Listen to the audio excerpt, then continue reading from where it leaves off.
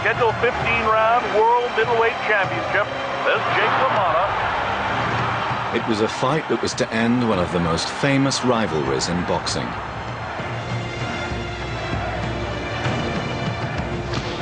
A fight so brutal and bloody that it would become known as the St. Valentine's Day Massacre. That brought blood from Robinson's nostril. The left with the right cross. Jake LaMotta, the raging bull, tough, relentless, and seemingly impervious to pain. Some of those short shots by Robinson would rock a truck, but they don't seem to move LaMotta.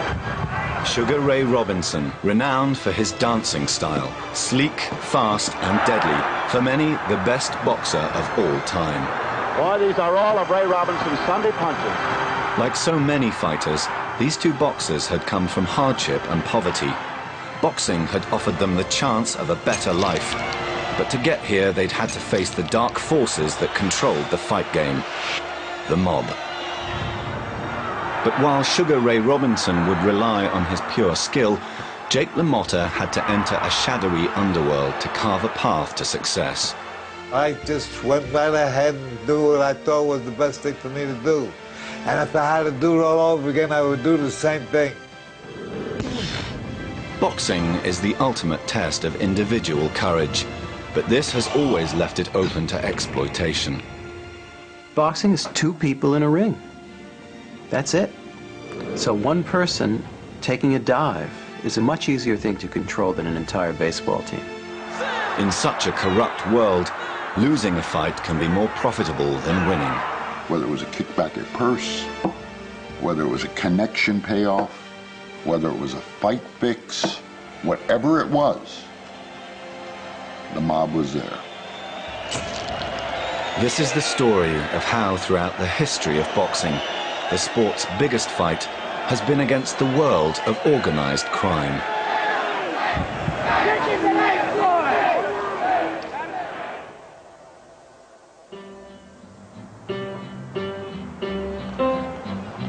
Growing up in the slums of 1930s America was a tough business.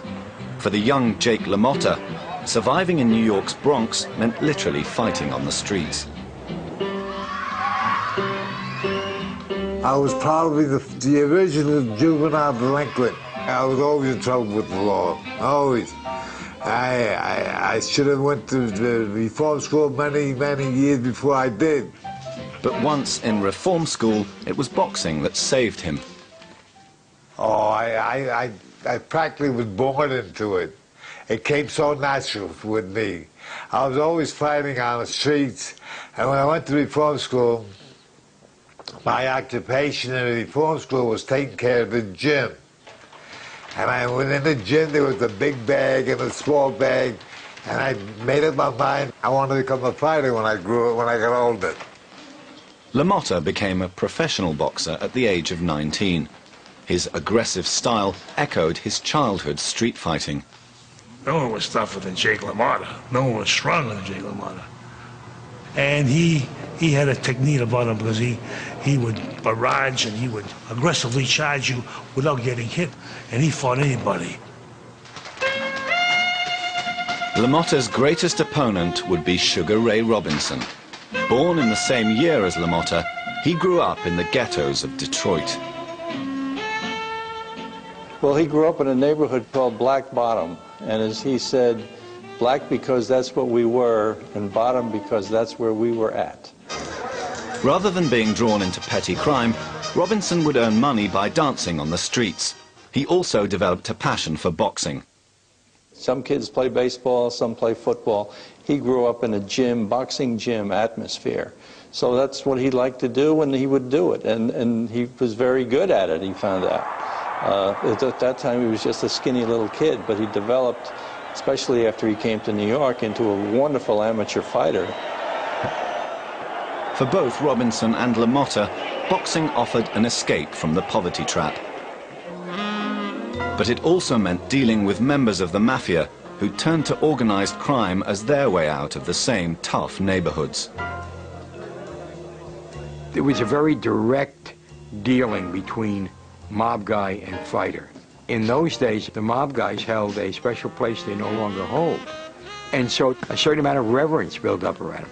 Now you take a fighter who really, particularly in those days, I mean, you're not going to see too many Harvard and Yale fellows entering that business. It's very hard to get hit all the time.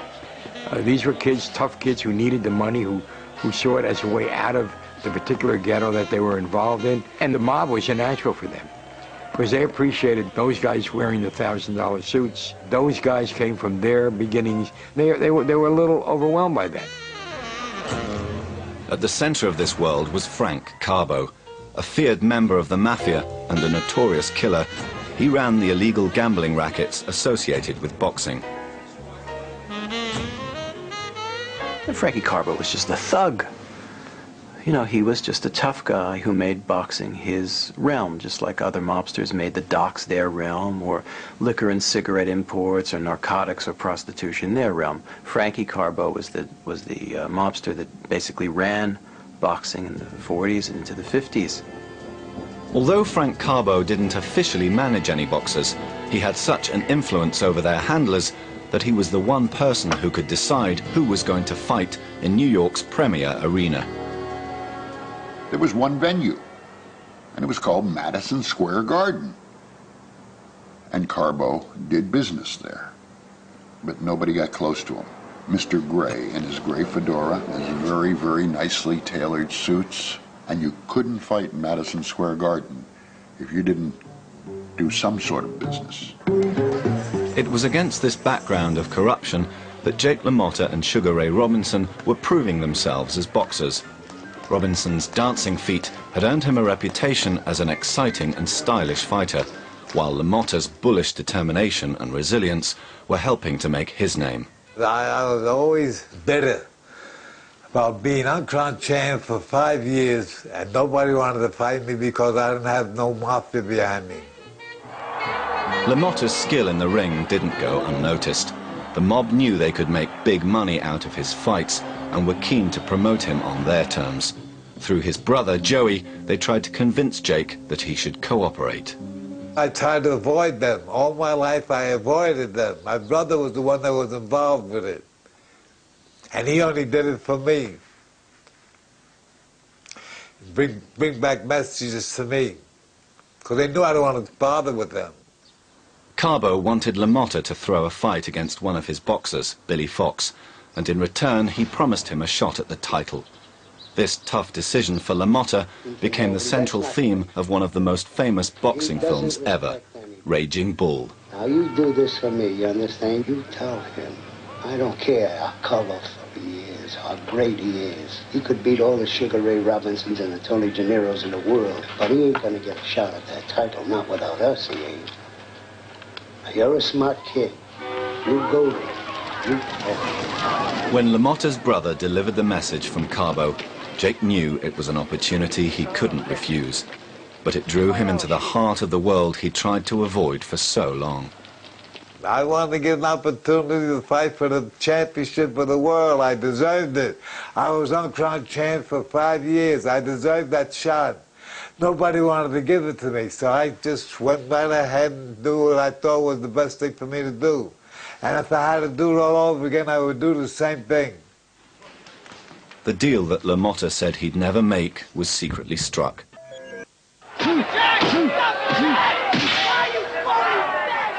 LaMotta conceded the fight in the 4th round, but his performance was less than convincing.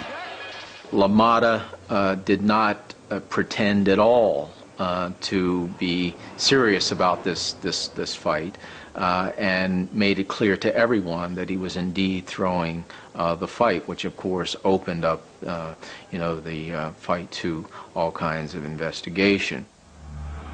LaMotta had his license to fight in New York suspended. Meanwhile, the man who had corrupted LaMotta was going from strength to strength.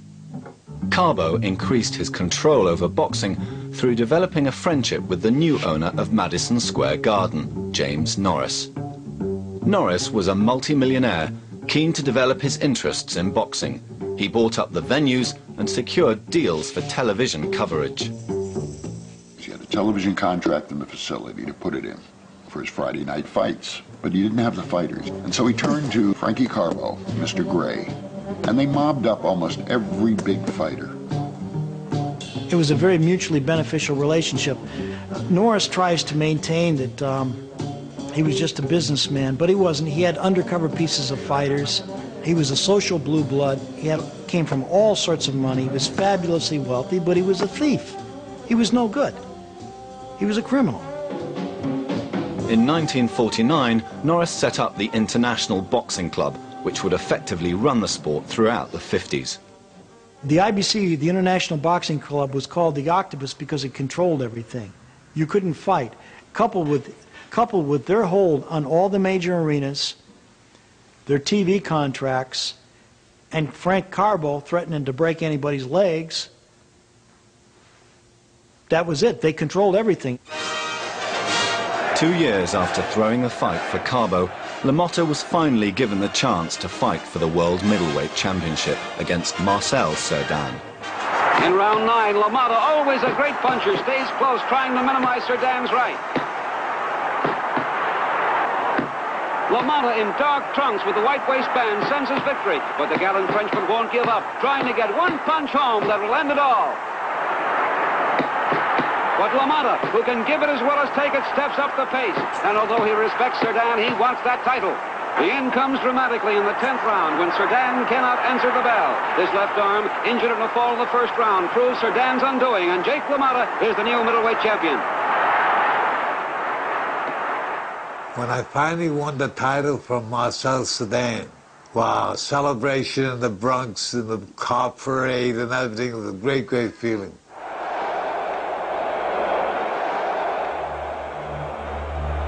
LaMotta had reached his ultimate goal, but eager to take his title away was his old rival, Sugar Ray Robinson. Robinson had been hugely successful on his tour in Europe, building a fearsome reputation on his own terms. Robinson was outside of the mob, and he was so good they had to do business with him. He didn't have to do business with them, a la Joe Louis. They never did business with him because he was too big. You know, if a man's big and he made it on his own before the mob came in, he was usually sacrosanct. He was over here. He was protected. Robinson was that good. He was already welterweight world champion, but now he wanted the middleweight belt. In 1951, Robinson got his chance to challenge LaMotta for the title. The scene was set in Chicago Stadium for a fight that would go down in history. In the white trunks, Sugar Ray Robinson. In the black trunks, Jake LaMotta. No kicking punches. Be careful of your low punches. They may cost you a round. LaMotta and Robinson had fought 5 times up to then. LaMotta at that point had been the only man in 143 fights to beat Robinson. LaMotta had never been knocked down. LaMotta was a rock.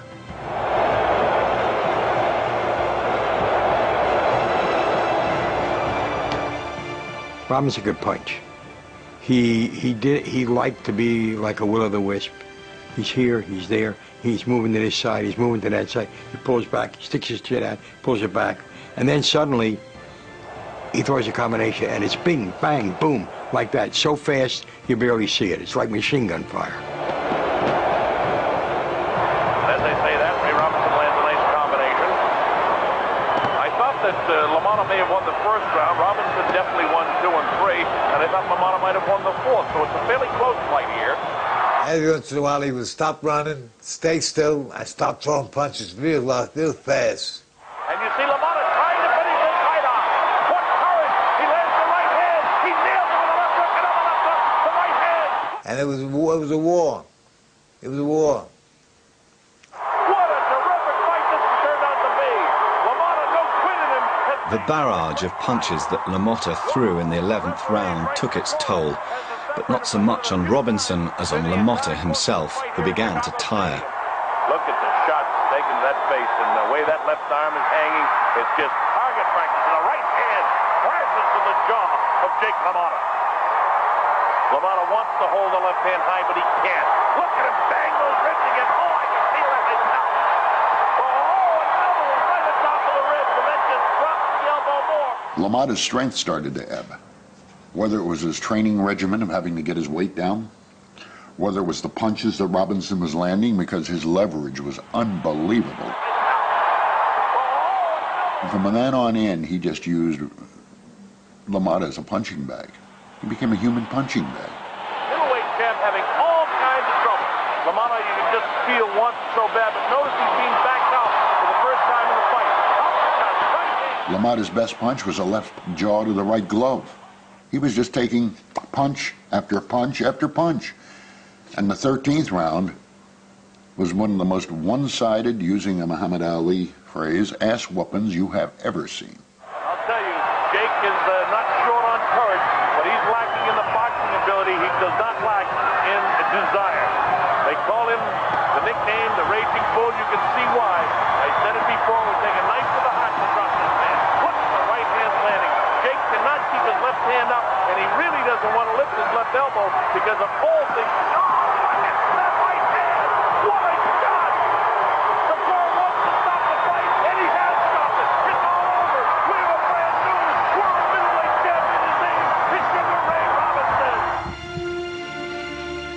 The fight had been so hard-fought, brutal and bloody, it became known as the St. Valentine's Day Massacre.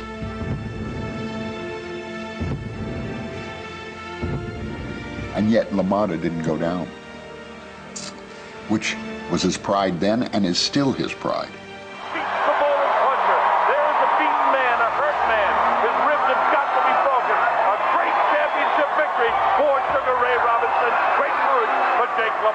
I wouldn't go down. And they finally stopped the fight with me on my feet with Robinson pounding me up against the ropes. If the referee held up another 30 seconds, Robinson would have collapsed from hitting me. And I believe that. He took pride in that. He took pride in that. That's what kind of a guy he is. He took pride in his ability. He took pride in his record. He took pride in Jake LaMotta. I'd like to ask you one question before you go, Ray. When did you know that you had him? Because you were fighting pretty evenly for 8 rounds. Well, that's the way we planned the fight. We figured LaMotta would be strong as he was. First part of the fight and the last part of the fight, he would weaken. We figured to box along the first part of the fight and wait till he showed signs of weakening, which he did. I see. And in those late rounds, after the 8th, he showed signs, and my manager told me to start throwing, open up heavier punches. Yeah, I was champion at that time, and he took my title away. But I couldn't have lost it to a greater champ. He was great champion. Sugar Ray Robinson was now middleweight champion of the world, an exceptional boxer who would prove himself to be one of the greatest fighters of all time. Robinson reveled in the glamour of being a champion and in the lifestyle that went with it. Ray Robinson really was the first fighter to have what became known as the entourage. He had his manager, he had several other trainers and hangers-on.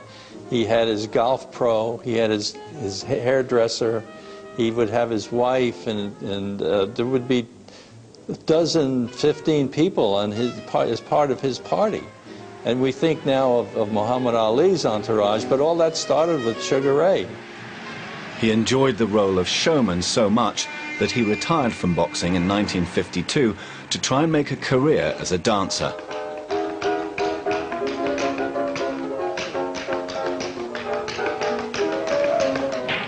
In the ring, he had been the main attraction, but his on-stage antics proved more of a sideshow. 3 years after retiring, and with the tax authorities pursuing him, Robinson had no choice but to return to boxing. It took Robinson less than a year to regain his middleweight crown, but it couldn't bring him either the money or the control over his career he'd once had. With all his prize money going to repay tax, his desperate financial situation finally brought him within the reach of the tentacles of the International Boxing Club. He was forced to sign an exclusive deal giving Jim Norris control of all his fights. I'm proud of you, Ray, and what you did tonight certainly is, I think, giving boxing a great lift. Oh, yeah? I'm proud of you. Thanks a lot, Jim. I'm proud to have you proud of me. Can you tell us now what your plans are? I don't know. I'm asking Jim Norris. What are my plans? Jim Norris's plans for Robinson were simple. Defend your title, and if you lose it, as in this case against Gene Fullmer, then prepare for a rapid rematch. But by the late 50s, Norris's control was under threat as the authorities tried to break up the IBC's monopoly. Part of this process involved an attempt to catch the notorious Mr. Gray, Frank Carbo. Up to now, they hadn't been able to gather enough evidence to convict him. He was only arrested 17 times, but 5 of them were for murder. But he killed far more people than that. He got away with them because organized crime had such control over the judges and the prosecutors. He would be charged, and suddenly these cases would just disappear. Finally, they found a witness, boxing promoter Jackie Leonard, who was prepared to help them prove that Carbo was trying to extort money from him. Secret recordings they made finally provided enough evidence to arrest Mr. Gray. Carbo was sentenced to 2 years, but shortly after his imprisonment, he was brought out to testify before a Senate commission set up to investigate organized crime in America. They became known as the Kefauver hearings. The Kefauver hearings were instrumental in making inroads in the mob, but it's a process that took decades to succeed. What it was the first real tough inroads by Congress and by the government to expose what the mob was, expose what stranglehold it had on boxing. Most of those called to give evidence, including Norris and Carbo, claimed the Fifth Amendment. Have you ever threatened any manager or boxer or promoter at any time within the last 10 years for not carrying out any wishes in the boxing industry? Your wishes. I respectfully decline to answer the question on the ground that I cannot be compelled to be a witness against myself. You're directed to answer. I respectfully decline to answer the question on the ground that I cannot be compelled to be a witness against myself. Jake LaMotta was then called to give evidence about losing his fight against Billy Fox. The testimony you will give in this proceeding will be the truth, the whole truth, and nothing but the truth, so help you God. Yes, sir. Although the public had a notion of the corrupt nature of boxing, what the former middleweight champion was about to admit would be one of the most shocking revelations in the history of boxing. Mr. LaMotta, I believe you have stated before the subcommittee that you got the okay to go into the tank, as they say in boxing, to Fox on the last day before the fight. Is that correct? Yes. I said I would lose to Billy Fox if I was guaranteed a championship fight. I lost a fight, which I never wanted to do in my life. I never wanted to do it. But that game made me get close to becoming a chance to fight for the title. That gave me an opportunity. And like I said before, if I have to do it again, I will probably do the same thing. I think it was disastrous. Because don't forget, I looked up to Jake LaMotta. And so did the kids from the neighborhood looked up to Jake LaMotta. This is a pretty rough crowd, isn't it, Mr. LaMotta? What is? These people engaged in this boxing business. I'm not afraid of none of them rats. You're not afraid of any of them? No, sir. Everybody was scared of the Mafia, except me, because I was stupid. I wasn't so smart. I'm still not so smart. But I feared nobody. I hypnotized myself not to fear anybody and never to get hurt. So I defied the world. How I'm alive today, I'll never know. And I told him that I wasn't interested in the money and that I was only interested in the championship fight. Jake LaMotta admitted it, I believe, because Jake, one, is a proud man. And he was proud not of the fact that he threw the fight, but of the fact that he was able to get a championship shot at Marcel Cerdan, and win that. So that it was a contextual picture for him. Not, I threw a fight, end of paragraph. I had to throw a fight to get a shot at a title, and I won the title.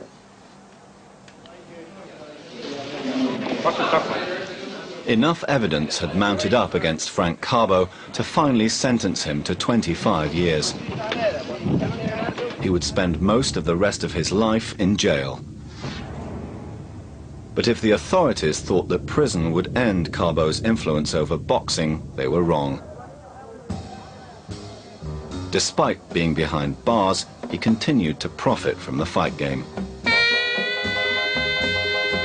His main new money earner was the most renowned heavyweight to be linked with the Mafia, ex-convict Sonny Liston.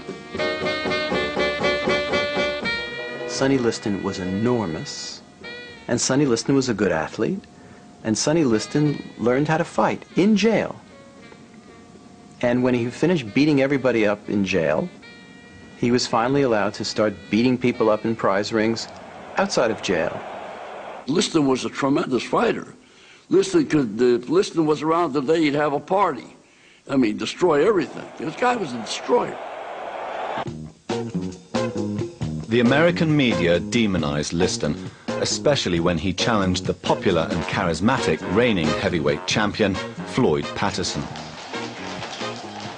Floyd Patterson was a kind of civil rights Negro. He was endorsed by politicians, including Jack Kennedy. Jack Kennedy very much wanted to see Floyd Patterson win, whereas Sonny Liston was seen as America's nightmare, a threatening criminal who made no apologies for that. In 1962, with Liston having changed managers, Patterson eventually agreed to the fight. Well, there are many obstacles, but I think they have all been removed satisfactorily. Otherwise, I wouldn't be here today. Although Patterson appeared to have overcome his concerns about Liston's criminal connections, the public remained unconvinced. Philadelphia, Pennsylvania, Sonny Liston. To them, Liston was still the bad guy. Weighing 189 pounds, wearing the black and white trunks from Yonkers, New York, the world heavyweight boxing champion, Floyd Patterson.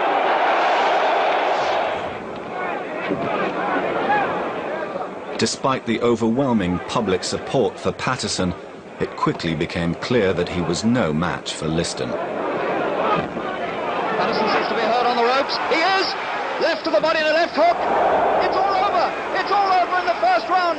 It's a knockout for Charles Sonny Liston in the first round. That must be one of the quickest wins in history. When he won the title against Floyd Patterson, he did it in 2 minutes and 6 seconds. He wiped him out. And Floyd Patterson was a pretty deft, pretty interesting athlete. He wasn't a nobody, and Sonny Liston ran a truck over him. So in just 2 minutes, Liston became the world heavyweight champion. But if he thought this would change the public's perception of him, he was wrong. He was clearly never going to win the congratulations of white America, or black America for that matter. He was always going to be who he was, which was a guy with nothing, an ex-con, who would never win the affection, much less the respect of his audience. The public is not with me now, but they'll have to swing along until somebody else come along to beat me. Liston and his mob handlers didn't have to wait long for that someone. Ladies and gentlemen, this is Cassius Marcellus Clay. He's young, he's handsome. They know it. He's a poet, a prophet, and many people believe he'll be the next heavyweight champion of the world. Cassius, can I ask you how you're feeling now at this point in your training? I'm feeling great. I'm ready to go to war right now. Well, when you say you're ready to go to war right now... If I see that barrel in the street, I'll beat him before the fight. You'd actually take him on before the fight? Beat him like I'm his daddy. I saw Sonny Liston a few days ago, Cassius. Ain't he ugly? He's too ugly to be the world's champ. The world's champ should be pretty like me. Cassius Clay, now comes for him the moment of truth. For months he's taunted Liston. He said what he's going to do to him. He's predicted 8 rounds. Now he has to make his fist do what his mouth has predicted. The heavyweight championship of the world from the right-hand corner. It's Cassius Clay against Sonny Liston. From the first bell, the crowd expected Liston to march over and knock Clay out. But things didn't go as anticipated. Liston's initial problem was that he couldn't seem to catch Clay. Clay going round this ring as fast as he said he would. He said he was going to be a dancer, and that's the way he is going to work it. Not since Sugar Ray Robinson had anyone seen a boxer move like this. Heavyweights didn't fight like this. Joe Louis didn't fight like that. No one did. Cassius Clay adapted Sugar Ray Robinson's style for a man nearly twice the size. You know, this kind of power with velocity added to it. He wanted Sugar Ray Robinson to be his manager. That was Cassius Clay's idol. And he, as you can see just from the way he fought as much as a heavyweight can fight like Sugar Ray. I just remember this, the moving feet and the white tassels on his boxing shoes, and Liston huffing and puffing a little bit, but still, I said he's going to wear him down. And then I remember suddenly, it was like somebody tapped me on the shoulder. It was so sharp. He's cut. And Liston is cut underneath his left eye. Liston is cut under the left eye in round 3. Those jabs of Clay have opened up a cut on Liston's face. And now he's punishing the champion heavily. And Liston is in desperate trouble. Clay was winning, clearly winning. And it was getting worse for Sonny Liston. He wasn't used to going very far into fights. It was clear that Clay was in brilliant physical condition, very fast, hitting them with jabs. He was basically hitting him at will and grinding Sonny Liston down. It hurts to get hit by a 200-pound man over and over again.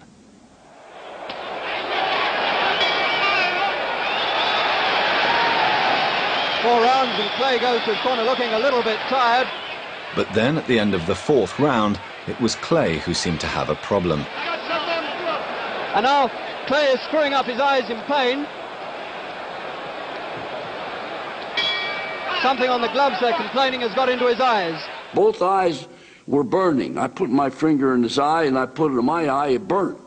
So what I did, I got the sponge, I washed out the eyes, wiped it with a towel, threw them both away, and cleaned up. And he was shaking his head. Take the gloves off, I want to prove the work, the dirty work afoot.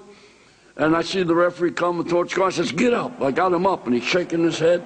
The only instruction I gave this kid was, run. Clay isn't putting up much defense because he's saying all the time, I can't see, I can't see. Despite being temporarily blinded, Clay continued to fight, holding Liston at bay and even taunting him. And now he's fooling around with Liston. He's pushing and pawing up with the left hand against the champion's face. And Clay's corner are complaining that something has got on those gloves, and he's rubbed it into his eyes. Because of Liston's mob ties, many at ringside believed that his corner had tried to cheat by rubbing some kind of chemical irritant onto his gloves in a deliberate attempt to blind Clay. Two fighters who fought Liston before Clay, Zora Foley and Eddie Machen, had trouble with their eyes. Nice coincidence. As soon as Clay's eyes had cleared, he came back at Liston with a vengeance. He's making the champion look like a sparring partner. Liston now looking completely at sea. He doesn't know what it's all about. Like the rest of us, he's amazed. Liston, who was several years older than Clay and not used to going more than 2 or 3 rounds, began to tire. 6 rounds completed, and the convention hall is rising not to the champion here, but to the challenger, Cassius Clay. Then, at the start of the 7th round, the fight took its most controversial turn. And what's happened? Clay has won! Clay has won! Something has happened in Liston's corner, they're not going on, and Cassius Clay has won after 6 rounds, and there's the champion, the ex-champion. No heavyweight champion had quit on his stool since Jess Willard in 1919. If people were prepared to believe that the blinding incident was an accident, they found the nature of Liston's defeat highly suspicious. Liston claimed he had a shoulder injury, but because of his Mafia links, there were rumors of a fix. I believe the fight was fixed, but I don't have proof, but it seemed to me to be a very strange affair. The only reason I can find for the way Sonny Liston lost and the fact that he lost in the way that he did would have been that organized crime was betting against him. But the rumored mob involvement was pushed to the back pages when shortly after the fight, the new heavyweight champion made an unprecedented announcement. Why do you insist on being called Muhammad Ali now? That's the name given to me by my leading teacher, the Honorable Elijah Muhammad. That's my original name. That's a black man name. Cassius Clay was my slave name. I'm no longer a slave. What does it mean? Muhammad means worthy of all praises, and Ali means most high. The new champion had converted to the Nation of Islam, a radical black religious group that preached separatist politics. I said the earth belongs to the black man. All of a sudden you got a guy who's a Muslim. People didn't know what a Muslim was. I thought it was a piece of cloth. I didn't know nothing about a religion. Who knew? It was all very bizarre for people to absorb. And so the principal symbol of American athletic singularity and physical prowess, the heavyweight champion of the world, converting to this sect was extremely bizarre, even threatening to many, many people. For many Americans, this new religion was seen as even more threatening than the mob. Promoters struggled to find a venue for the potentially lucrative rematch. Well, the defense attorney just announced to the court the fight would not be held in Boston. In May 1965, a venue was finally found in the town of Lewiston in Maine. But fears about the Nation of Islam and rumors of Mafia reprisals had created a very tense atmosphere. Ladies and gentlemen, Although Liston had quit in their first fight, his hard-man reputation and formidable record meant that many believed he would get his revenge. Well, did you ever see two fighters look at each other like that before the start of a fight? And this is the big one. This is for the world title. Clay defending, and Liston, the would-be avenger. Liston bids to become the second man in history to regain the heavyweight title. Clay trying to be flashy with those feet of his, treating Liston with his usual contempt.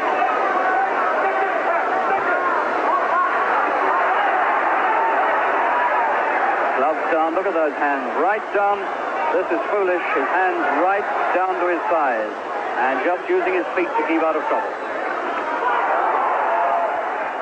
Then, within the first 2 minutes of this highly charged fight, there would be an incident that would go down as one of the most controversial in boxing history. Liston, you'll notice, saving his punches until he gets within range. In the first fight, he was trying to throw him from all distances and all angles, and he wore him.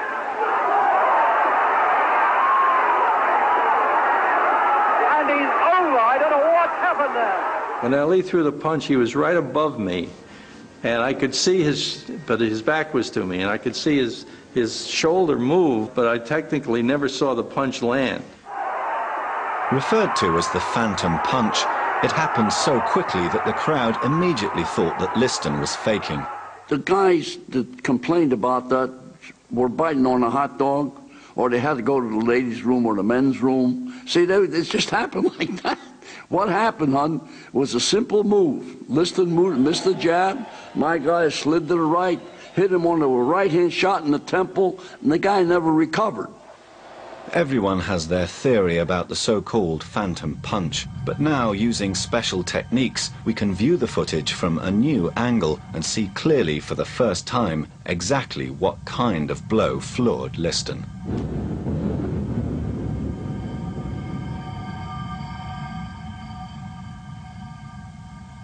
This three-dimensional image shows a definite connection across Liston's jaw, but the question remains, was the punch enough to keep Liston down, or did he throw the fight? Can you remember the punch he caught you with? It was the right hand. I suppose it must have hurt you. Well, I wouldn't say it hurt me. Don't you think you could have beaten the count then? Yes, if he'd got away from over.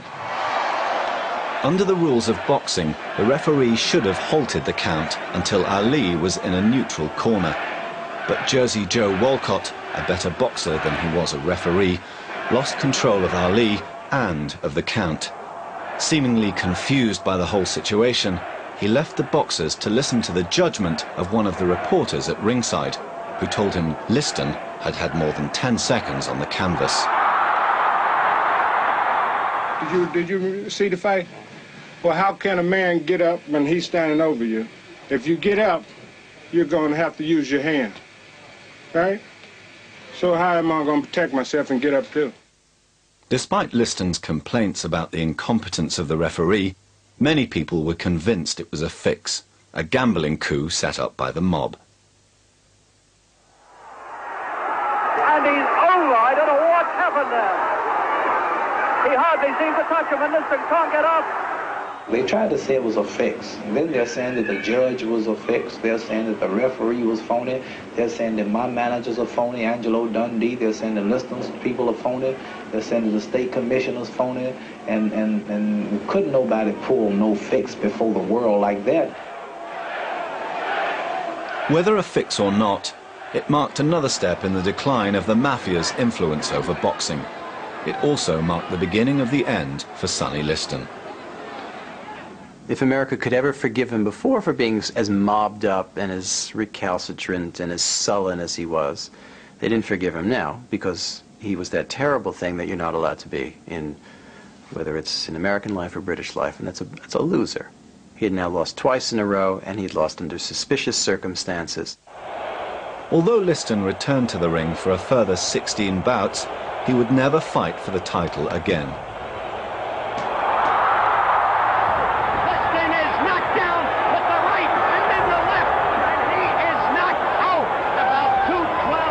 In spite of earning millions in winnings, Liston did not retire a rich man. Huge percentages of the money he'd earned in the ring went to the mobsters who controlled his career. And as well as being a financial victim of the mob, some believe Liston literally became a victim of a Mafia hit.